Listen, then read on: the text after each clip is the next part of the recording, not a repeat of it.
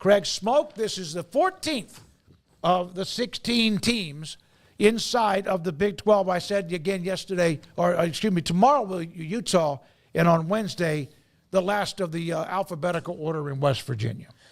Yeah, so here's the night schedule for 2025, opening up with Jacksonville State at home on a Thursday night, August the 28th. North Carolina A&T on Saturday, and then wrapping up the non-con schedule with North Carolina, but after a bye week. So UCF with 2 games right out of the gates before they already get a bye week, which is interesting that you don't even get all 3 of your non-con games in, and already a Thursday game right out of the gates. Obviously, big changeover, Scott Frost taking back over. I'd imagine those crowds those first couple of weeks in Orlando will be red hot. Jacksonville State, North Carolina A&T, 2 teams you'll absolutely be 2-0 against, or we're already going to start the Scott Frost is on the hot seat bandwagon if he were to lose either 2 of those teams. So you don't give that much of a chance of happening. But that's the start is those 2 teams. So should be 2-0. Then you get that bye week, and then you get the big non-conference game against Bill Belichick in North Carolina. So whoever had Bill Belichick versus Scott Frost in the UCF North Carolina game on their bingo card, congratulations, because I don't know even what was the old Mad Libs? I don't even think Mad Libs would have come up with that combination. But here we are. So let's just stop there because that's the non-conference. 2 very winnable games in Jacksonville State, North Carolina A&T, a bye week, and then the big showdown with North Carolina. And we don't we know about as much about North Carolina's team as we do about UCF's right now. Right. And let's not forget Jacksonville State, Charles Kelly, the new head coach there as they well. They were 9-5 last year, but of course Rich Rod's now. Rich Rod's gone. Charles Kelly's there. Charles Kelly, longtime assistant coach, so we'll see how that works out for him as a head coach. I think he mixed results as an assistant coach, but a good recruiter, that's for sure. And then North Carolina, they should be 2-0 heading into to play that game against North Carolina. And again, I can't tell you if they're going to match up well with North Carolina or who North Carolina matches up well with. I assume Max Johnson is going to come back and try and start. I don't know. I know that they've got the young quarterback from LSU that they. Or the guy that LSU tried to get, and they've got some, who knows what's going to happen at North Carolina. Omarion Hampton's gone. A bunch of their good players from last year are gone, and they weren't really that great last year. So we'll see. But, 2-1 is very reasonable, if not 3-0 to start.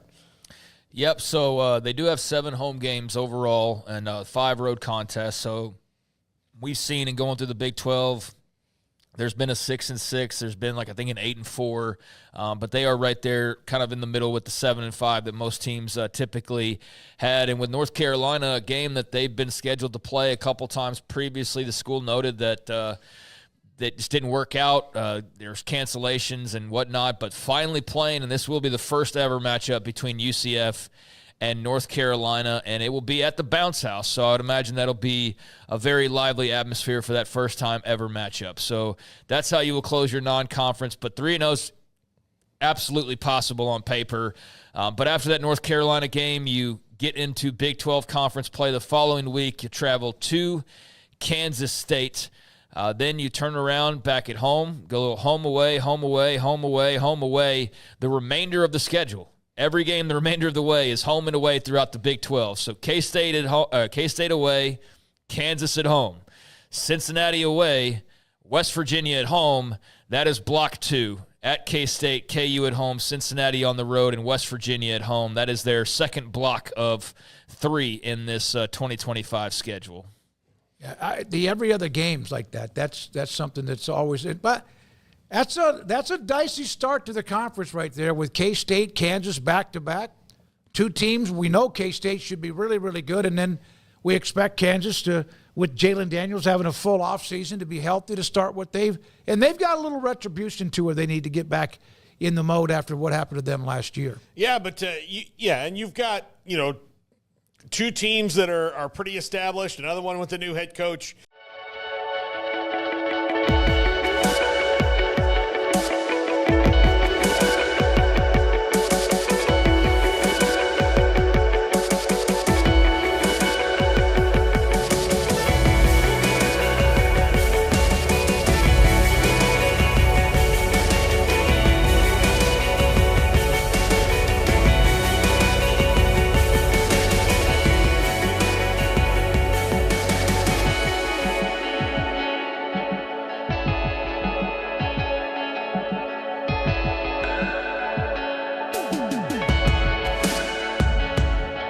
and then one that's kind of an interesting spot in Cincinnati. You get some games at home. I mean, that's a nice little change in that middle six there or five of home and away.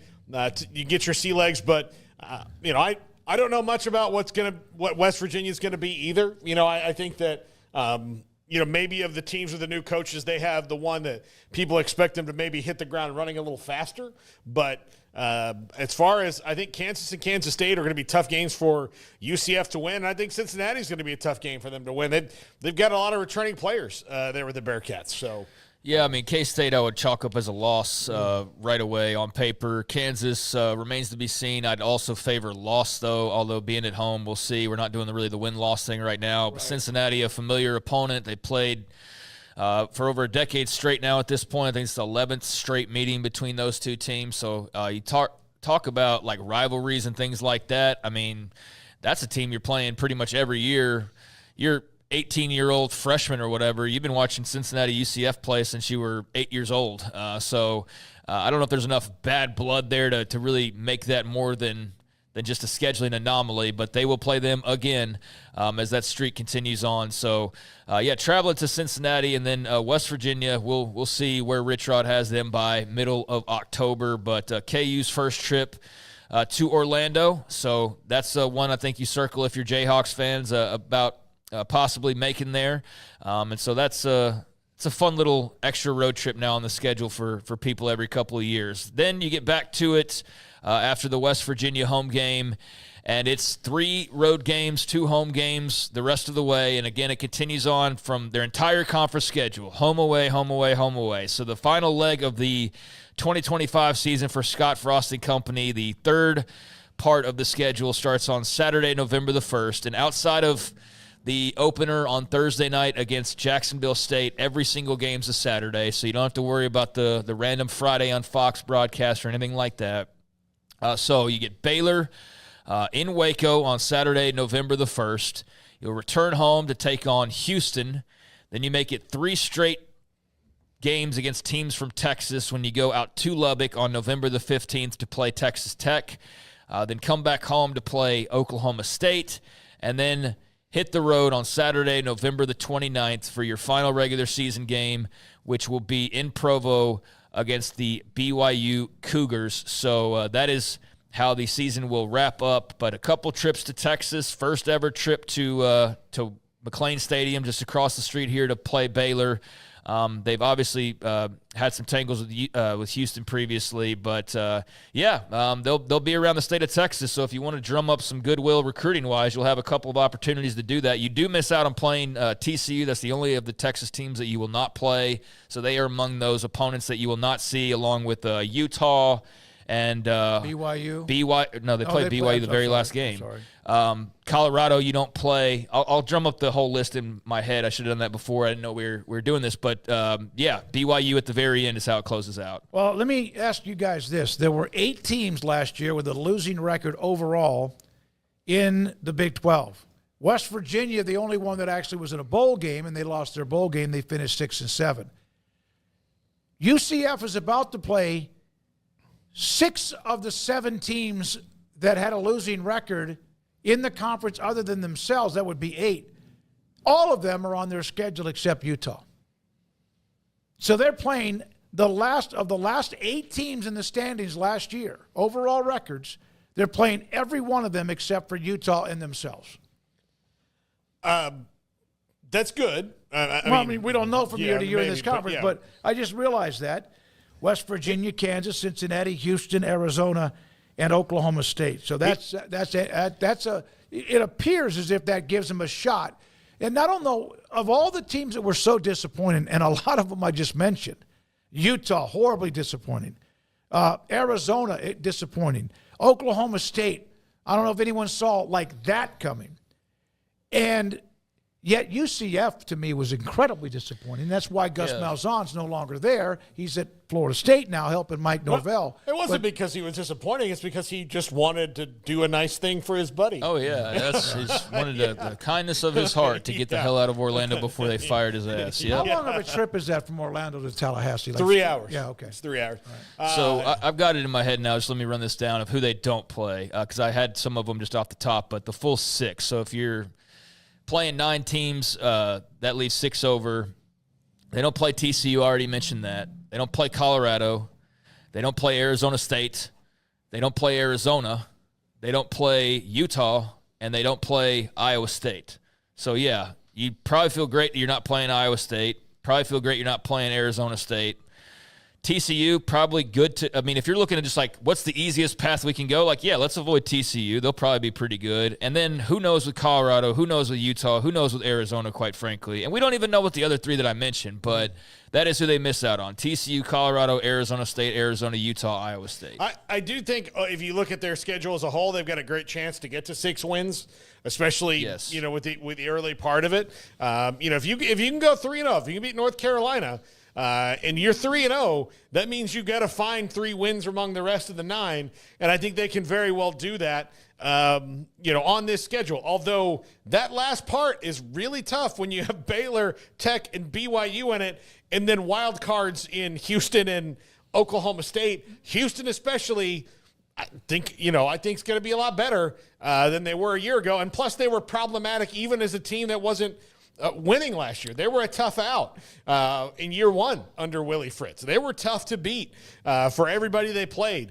Depending, it's hard, especially with, North Carolina being on their schedule is a very fair comparison because if you try to look up what the roster is on either of those teams, just who's back, it is nebulous right now as to what they're going to do. And I would expect both those schools to be kind of heavy spring portal schools and trying to get some guys who can come in and plug and play and start for you. So it's hard for me to say anything about UCF because I really, given who they're losing, look, RJ Harvey's gone and Kobe Hudson is gone and they have a bunch of transfers that left because they wanted to play for Gus. All that gone. So it's hard for me to even get a gauge on what UCF is going to be in year 1. That's the prettiest of all the graphics. That one there, for whatever reason, maybe I'm wrong. Garrett, you're the one that peeled those off, right? That one there has the prettiest overall color scheme. It looks like brighter. I like that one of all the, so far, 14, including today, that we have seen so far. Yeah, that looks pretty nice. Whoever did that, kudos to them on drawing that up. I do want to add that West Virginia will be their homecoming game. Also, the space game against Houston, that'll be that big weekend out in Orlando. And then senior night, Oklahoma State, obviously the last home game there on November the 22nd. But those are just some of the themed games. And with the space game, obviously, is very unique. So that'll be a fun one there on November the 8th against the Cougs for space bragging rights. But, there's the schedule.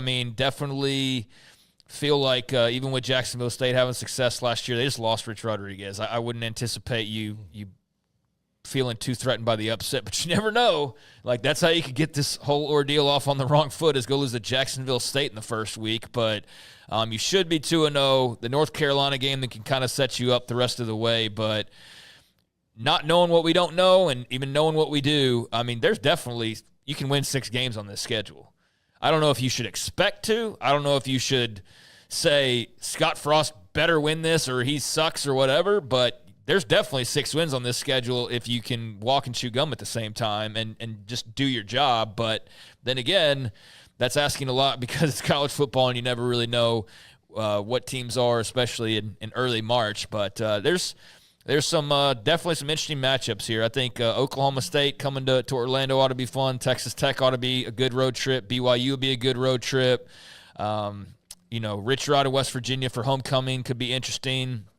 K-State on the road. So you got some good road options as well for the traveling UCF fan to go and enjoy and spread their wings in their still relatively new Big 12 conference. One thing that they will not have at Jacksonville State, not only Rich Rod, but their quarterback is out. Tyler Huff played 6 years, played at Presbyterian College. Furman and Jacksonville State put up huge numbers in 3 or 4 of his years that he was playing college football.